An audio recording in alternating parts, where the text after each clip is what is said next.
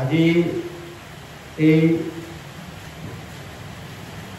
ভাগৱতত যি পৃথুৰ ৰজাৰ ৰাজসভালৈ চাৰিসিদ্ধৰ আগমনৰ কথা কৈছে। সেইদিনাই আমি ব্যক্ত কৰিছিলোঁ যে পৃথু মানে হ'ল আমি প্ৰত্যেকে একোজন পৃথু। আমাৰ এই ভাগৱত ৰূপী যজ্ঞ যি হৈ আছে, এই যজ্ঞত এতিয়া চাৰিসিদ্ধৰ আগমন হৈ আছে। চাৰিসিদ্ধৰ সনক, সনন্দ, সনত কুমাৰ আৰু সনাতন, এই চাৰিটা নামৰ আমাৰ তাৎপৰ্য আমি চিনি পাব লাগিব। সনত, সনন্দ, সনাতন, কুমাৰ, এইখিনি এই চাৰিজন চাৰি বেদ আমাৰ জ্ঞানত মন মগজত জাগিত হয়। এই চাৰি বেদ আমি যেতিয়া ভাগৱত অধ্যয়ন কৰিম, জ্ঞান বিজ্ঞান তদং ৰহস্য লাহেকৈ আমাৰ মন মগজলৈ আহিব। এই বস্তুটো কি হ'ল, কিয় এনেকৈ হ'ল, ইয়াৰ পৰা কি আহিল, এই বস্তুবোৰে আমি যেতিয়া অনুধাৱন কৰিম যে আজি ভাগৱত পঢ়িছে, ভাগৱত মানে কি, আমি কিয় এনেকৈ আহিলোঁ, এই পৃথিৱীলৈ আমি কিয় আহিলোঁ, কি কৰিছোঁ, ক'লৈ যাম, এইবিলাক প্ৰশ্ন যেতিয়া আমাৰ মন মগজলৈ আহিব, তেতিয়া এই কথাবিলাকৰ আমাৰ ক্ৰমান্বয়ে আমাৰ মগজত যেতিয়া অনুভৱ কৰিম, তেতিয়া আমি এইবিলাক কথা আমি অনুভৱ কৰিব পাৰিম যে সেইকাৰণে কৈছে এই চাৰিজন সিদ্ধ যেতিয়া আহিছে, এই ব্ৰহ্মা চাৰিখন মুখ, আমাৰ ভাৱনা চাৰিটা জাগিত হৈ যাব। আৰম্ভণিতে যেতিয়া আমি এইখিনি অধ্যয়ন কৰিম, অধ্যয়ন কৰাৰ লগে লগে সনক মানে কি আমাৰ মনলৈ প্ৰশ্ন কৰিব লাগিব, সনক মানে কি, তাৰপিছত আহিলে সনন্দ মানে কি, সনাতন মানে কি, আকৌ সনত কুমাৰ। এতিয়া আমি ভাবিব লাগিব, প্ৰথমে আমি সনক শুনিব লাগিব, তাক আকৌ সানিব লাগিব, কথাটো কি হৈছে, হয়নে নহয় সানিব লাগিব, তেতিয়াহে আমাৰ জীৱনটো সনাতন হ'ব। কেতিয়া সনাতন হ'ব, যেতিয়া সত্য বিৰাজ হ'ব। সেইকাৰণে কৈছে ব্ৰহ্মাৰ পুতেক সনক, সনন্দ, তাৰপিছত সনাতন হৈছে, তেতিয়াহে আমি সন্ত কুমাৰ একোজন মহন্ত লোকলৈ পৰিৱৰ্তন হ'ম প্ৰত্যেকজন। সেইকাৰণে কৈছে এই চাৰি সিদ্ধ আগমন হ'ল। ভাগৱতত সেই ক'ত হৈছে, আমাৰ ভাগৱতত উল্লেখ কৰিছে পৃথুৰ ৰাজাৰ যজ্ঞ। গতিকে আমাৰ এই পৃথুৰ ৰাজাৰ যজ্ঞত এই চাৰিজন আৰম্ভ হৈ গ'ল, জাগিত হৈ গ'ল।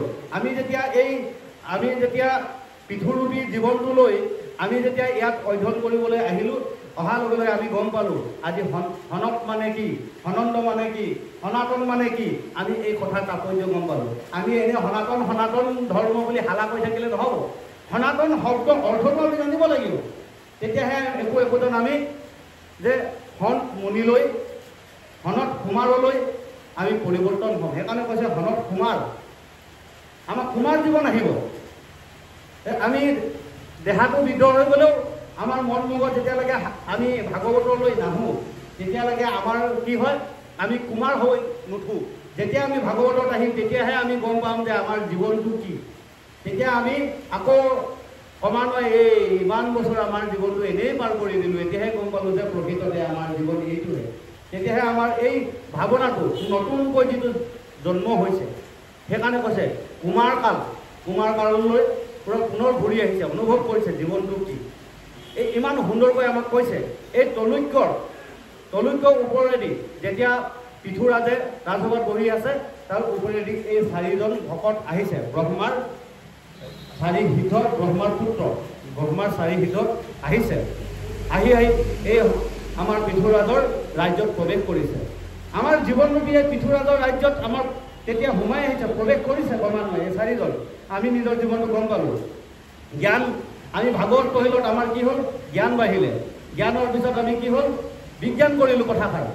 তাৰপিছত এই বিজ্ঞান কৰাৰ পিছত আমাৰ কি হ'ল? তদন পালোঁ। তেতিয়া শেষত আমি কি পালোঁ? ৰহস্য পালোঁ যে ভাগৱতৰ আচল অৰ্থ এইষাৰে।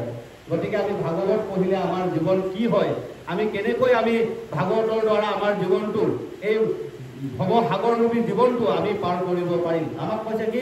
ভৱসাগৰ তৰণৰ উপায়টোহে পৰীক্ষিতৰ আগত কৈ আছে।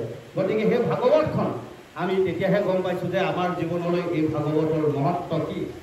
যেতিয়ালৈকে এই ভাগৱতৰ মহত্ব বুজি নাপায় তেতিয়ালৈকে তেওঁ এই ভাগৱতৰ মাজলৈ নাহে। ইয়াত কৈছে হে ৰাম দূৰতে দেখিয়া জানিল ৰাজা ব্ৰহ্মাৰ 4 কুমাৰ সভাসদহনে উঠিলা তেখনে ঔষৱ ভৈলয় পাৰ হেন যেন হৰিৰ ইন্দ্ৰ বৰ্গৰ প্ৰৱেশিল আখি প্ৰাণ কৃষ্ণ পিঠু নিপতিৰো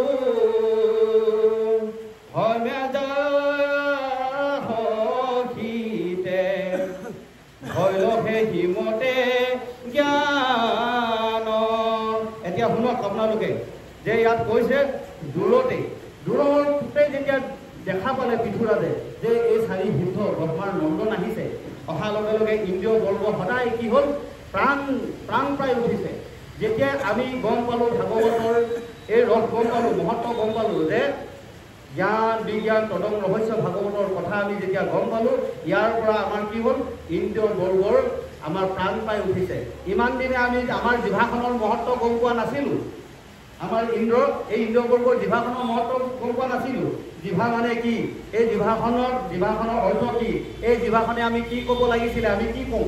এতিয়া আমাৰ জিভাখনে ক'ব লাগিছিলে হৰি কথা কোৱা, ভগৱন্তৰ স্থানলৈ অহা। কিন্তু আমাৰ জিভাখনে কি কৰি আছে? সদায় ৰেগুলাৰ উভত মাত মাতিবলৈ আৰম্ভ কৰি আছে।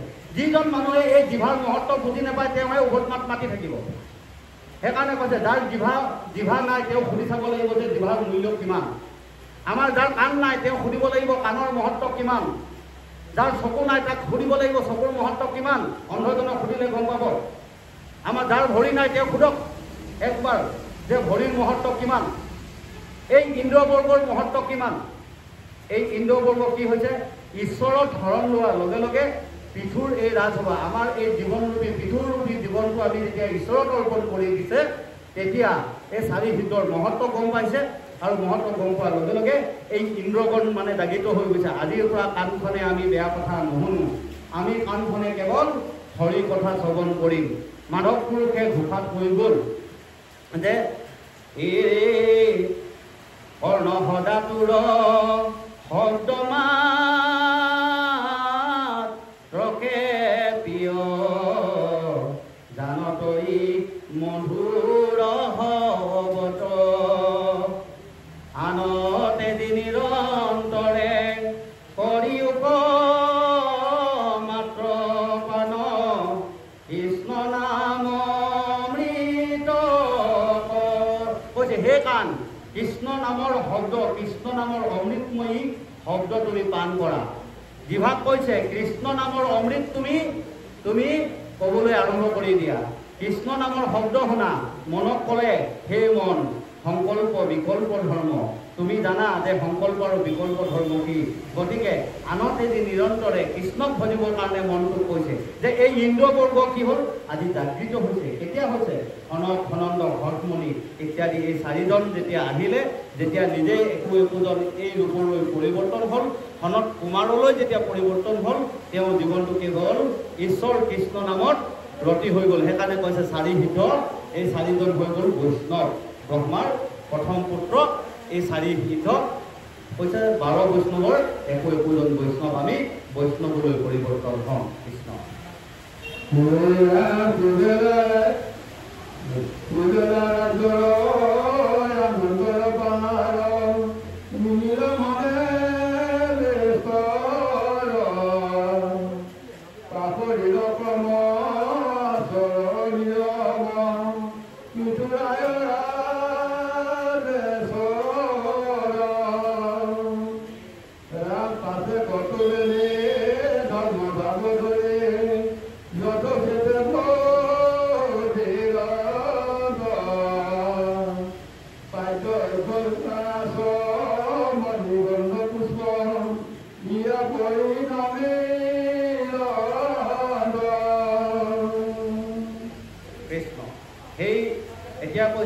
যেতিয়া সেই চাৰি হিত আহি পালে তেওঁলোকক যেতিয়া অৰ্চন কৰিছে আৰু বহিবলৈ দিছে দেখিছে পৃথুৰাজৰ এই ধৰ্ম সভা ইমান আনন্দিত হৈছে তেওঁলোকৰ পদচৰণত সেৱা কৰিছে অৰ্চন কৰিছে বৰ্ধন কৰিছে আৰু পুষ্প ফুলেৰে তেওঁলোকক অৰ্পণ কৰিছে এতিয়া একোজন ভকত বৈষ্ণৱ ভকত যেতিয়া হয় তেতিয়াহে গম পায় তেখেতৰ চৰণ কি একোজন ভকত আহিলে তেতিয়াহে গম পায় যে ভকতক আমি কেতিয়াকৈ অৰ্চন কৰিব লাগিব বৰ্ধন কৰিব লাগিব এনেই চাবচোন কেতিয়াবা কি হয় লগৰ সমনীয়া দুজন গৈ আছে ভৰিখনত তেতিয়া অকস্মাত উজত খালে তেতিয়া ঘপককৈ কৈ দিব যে ঠেঙত দুখ পালোঁ এতিয়া ঠেং মানুহৰ জানো ঠেং থাকে মানুহৰটো চৰণে থাকে ভৰিয়ে থাকে এতিয়া ঠেঙত বুলি কৈ দিলে আমি জন্তু জানো যেতিয়া একোজন আমি ভকত হ'লোঁ আমাক আমি ভকতৰ ৰূপলৈ আহিলোঁ যেতিয়া আমি ঈশ্বৰৰ শৰণ ল'লোঁ তেতিয়া আমাক চিনাকি কৰি দিলে এই ঠেং বুলি কৰি থকা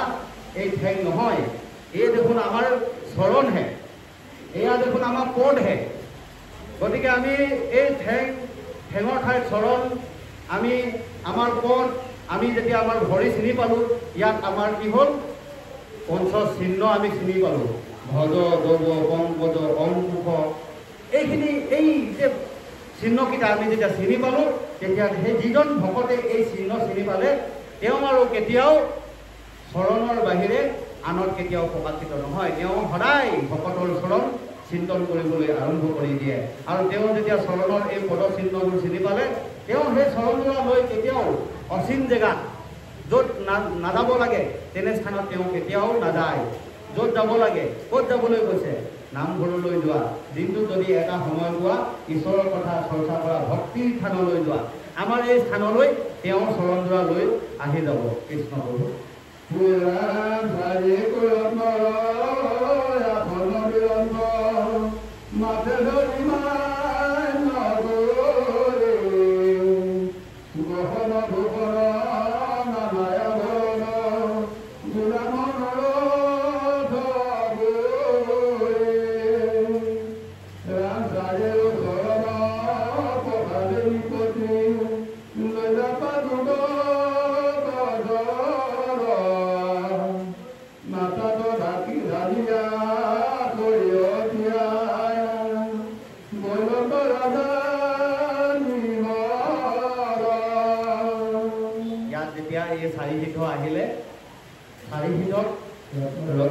যেতিয়া ৰজাই পৃথুৰাজে লগ পাইছে তেওঁলোকক ৰত্ন সিংহাসনত বহিবলৈ দিছে সোণৰ সিংহা তাৰপিছত আসনত বহিবলৈ দি তেওঁলোকৰ চৰণ ধুৱাইছে সেই চৰণৰ পানীয়ে নিজৰ শৰীৰত গা ধুইছে আৰু তাৰপিছত নিজৰ শৰীৰ নিৰ্মল কৰিছে বৈষ্ণৱৰ চৰণেদি যেতিয়াই আমি চিনি পাওঁ এই যে বৈষ্ণৱৰ চৰণত কিয় ধোৱা বৈষ্ণৱৰ চৰণত পানী যে নিজে গা ধুলে কিয় ধুলে বৈষ্ণৱৰ চৰণৰ পৰাহে গংগাৰ জন্ম হৈছে সেইকাৰণে কৈছে বিষ্ণুৰ চৰণৰ পৰা গংগাৰ উৎপত্তি হৈছে। গংগাৰ সেইকাৰণে আন এটা নাম হ'ল পাৰ্বতী গংগা। যোনে এই বৈষ্ণৱৰ চৰণৰ পানীৰে যিজনে গা ধুলে তেওঁৰ কাৰণে এই বাহিৰত আকৌ গৈ গংগাৰ স্নান কৰিব নালাগে। তেওঁ বৈষ্ণৱৰ চৰণৰ জল যিজনে ল'লে সেইজনৰ কাৰণে গংগা জলৰ স্নান কৰা সমান হৈ গ'ল। সেইকাৰণে ত্ৰিপুৰাতে কি কৰিছে, 4 বৈষ্ণৱৰ চৰণৰ পানীয়ে তেওঁ গা ধুইছে, অৰ্চন কৰিছে, তেওঁ বৰ্ধন কৰিছে এই 4 শীত। এতিয়া আমাৰ এই 4 শীত যেতিয়া গম পালে, জ্ঞান বিজ্ঞান তদন ৰহস্য যিজনে গম পালে, তেওঁ সেই নামৰ ঈশ্বৰৰ নামত সদায় যিজন ৰতি হ'ল সেই নাম গংগাত সদায় সাঁতুৰিবলৈ আৰম্ভ কৰিলে। আৰু সেই নাম গংগাত তেওঁলোকে সদায় বৈষ্ণৱৰ ভকতক মাতি আনি ভকতৰ আশ্ৰয় লৈ আৰু ভকতৰ দ্বাৰা নাম গংগাত সদায় অৰ্চন বৰ্ধন হৈ তাত নিজৰ শৰীৰটো তিয়াই তেওঁলোক নিৰ্মল হৈ এৰদা পিঠুৱে নিৰ্মল হৈছে। ৰত্নে বিৰচিত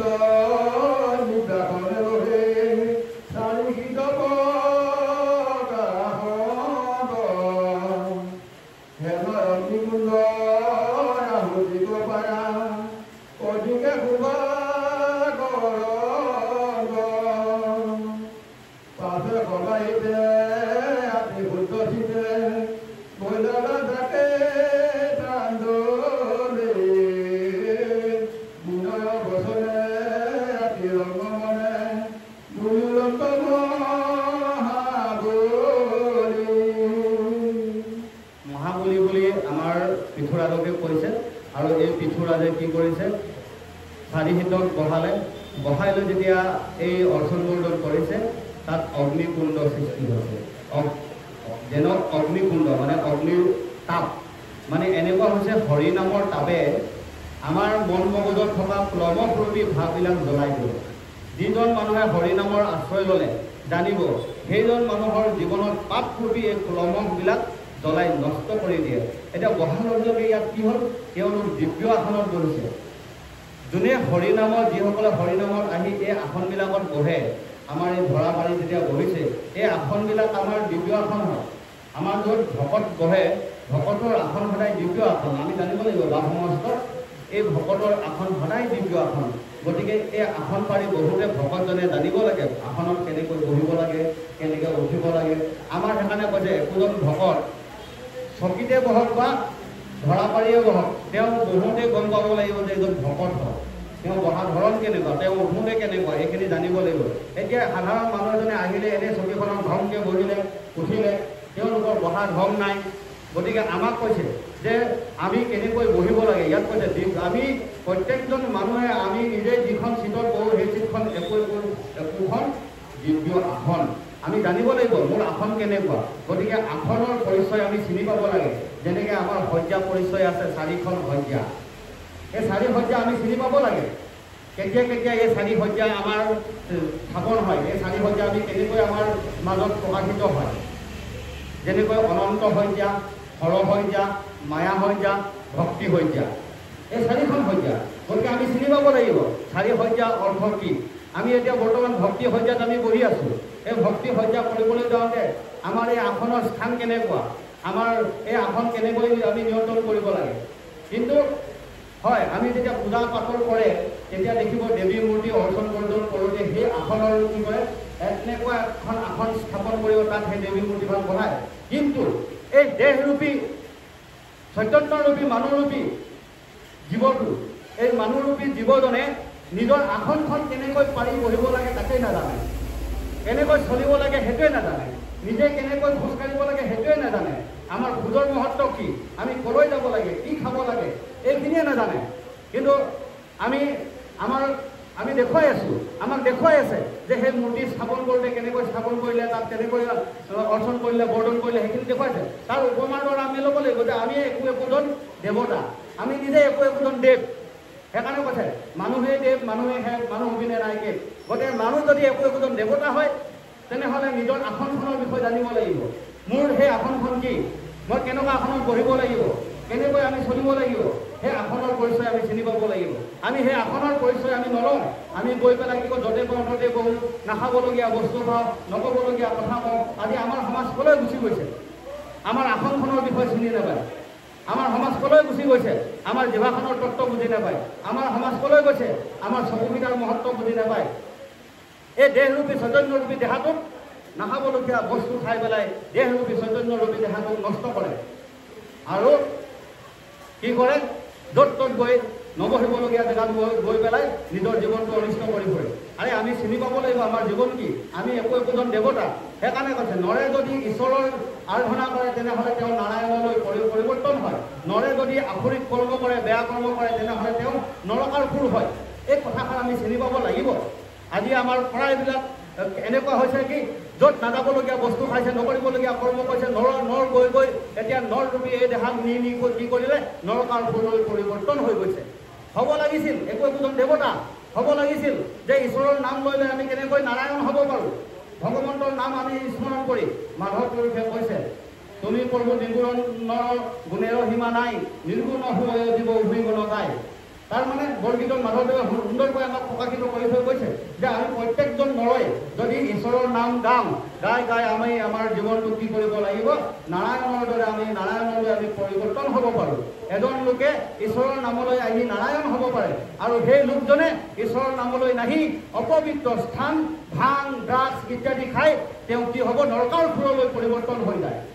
সেইকাৰণে কৈছে যে আমি এইবিলাক বস্তুৰ পৰা আঁতৰি আমি ঈশ্বৰৰ নাম লৈ কেনেকৈ একোজন নাৰায়ণলৈ পৰিৱৰ্তন হ'ব পাৰোঁ সেইখিনি আমি অনুশীলন কৰিব লাগিব। আমি অনুশীলন কৰিছোঁ কি যে আমি যিমান পাৰোঁ সমনীয়া একেলগে বহি সন্ধিয়া সময়ত পেটটো নাখালে নহয়, সেইটো খাই পেলাইহে নিজক মানে সন্তুষ্ট হয়।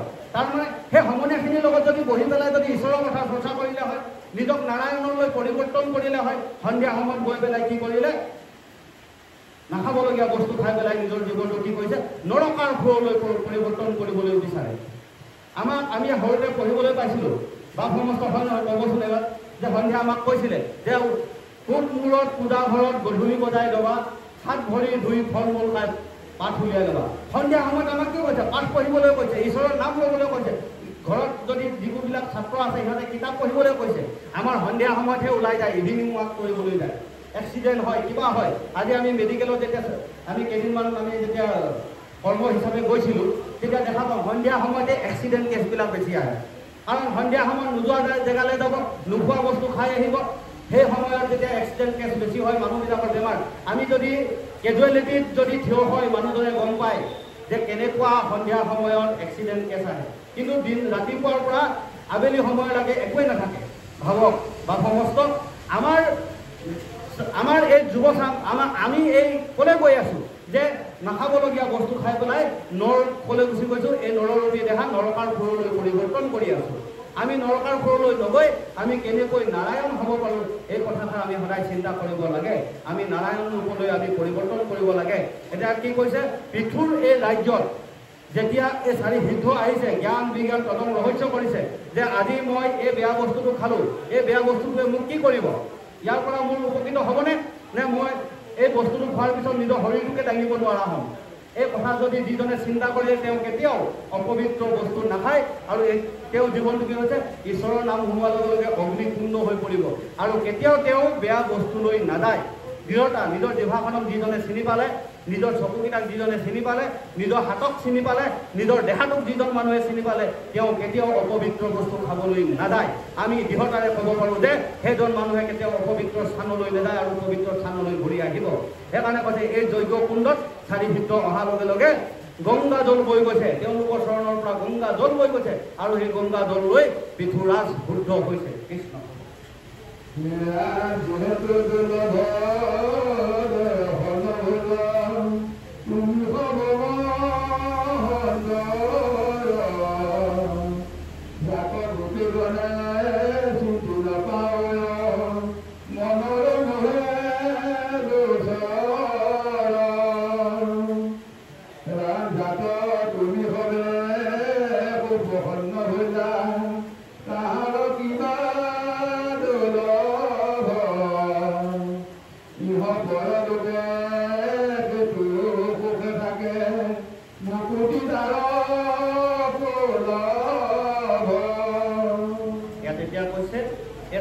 যেতিয়া আহিলে 4 সিদ্ধক পৃথুৰাজে কৈছে আপোনালোক আহি আমাৰ ঘৰ ধন্য কৰিলে।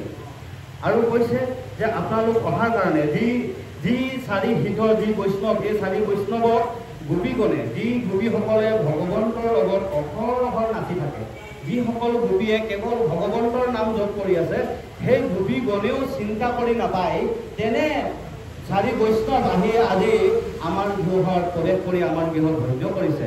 আৰু এই দুৰ্লভময়ী জীৱন কি কৈছে, এই ইহ পৰলোকে এই জীৱনটোৰ অহাৰ লগে লগে আমি কি হ'ল সুখে কেনেকৈ আমি মুক্তি লাভ কৰিব পাৰোঁ, ইয়াৰ সুলভ পথ আপুনি আমাক দেখুৱাই দিলে। এতিয়া চাব দেই বাপ সমস্ত, আমি যেতিয়ালৈকে ঈশ্বৰৰ নামলৈ নাহিছিলোঁ তেতিয়ালৈকে আমি মৰা, আমাৰ জীৱনটো মৃত্যু বুলি কৈছে। আমি পৃথিৱীত মানুহ লৈ জন্ম ল'লেই আমি মনুষ্য নহয়।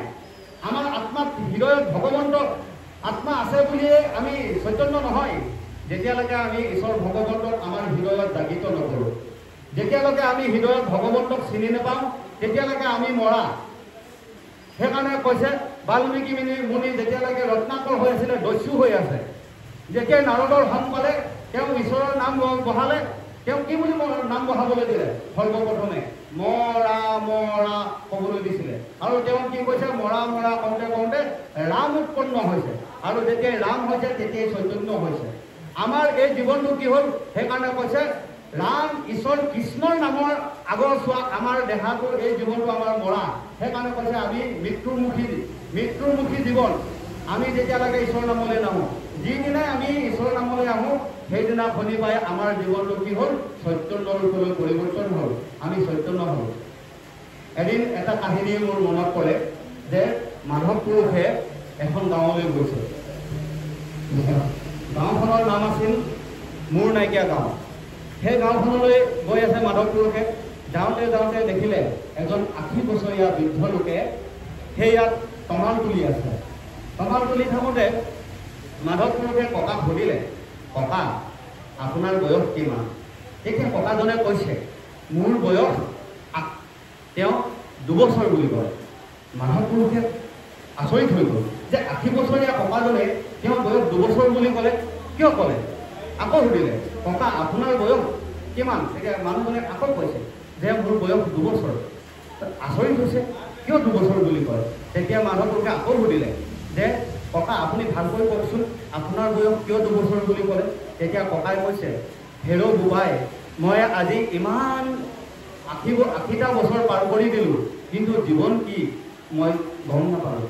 আজি জীৱনটো কি যে গম পোৱা মোৰ এই 2 বছৰহে হৈছে যে মোৰ গম পোৱা, যে মোৰ এই 2 বছৰ মাত্ৰ হৈছে যে মোৰ জীৱন কি এই কথাষাৰ গম পোৱা। গতিকে সেই বোবা যে মোৰ জীৱন 2 বছৰ বুলি মই সেইটো কাৰণেহে ক'লোঁ যে যেতিয়ালৈকে আমি ঈশ্বৰৰ নামলৈ নাহোঁ, লাগিলে মোৰ 80 বছৰে হৈ যাওক বা 70 বছৰে হৈ যাওক, তেতিয়ালৈকে মোৰ জীৱন নহয়।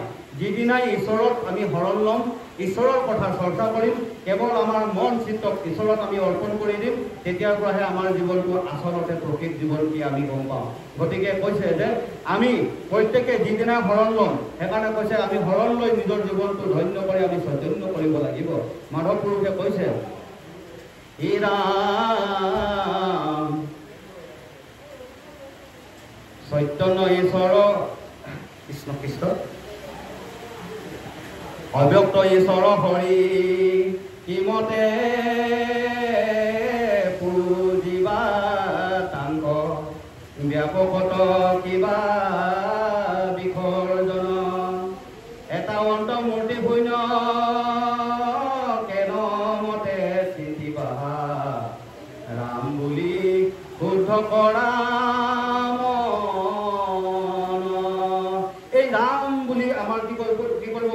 মনটো শুদ্ধ কৰি আমি চিত্তটো কি কৰিব লাগিব?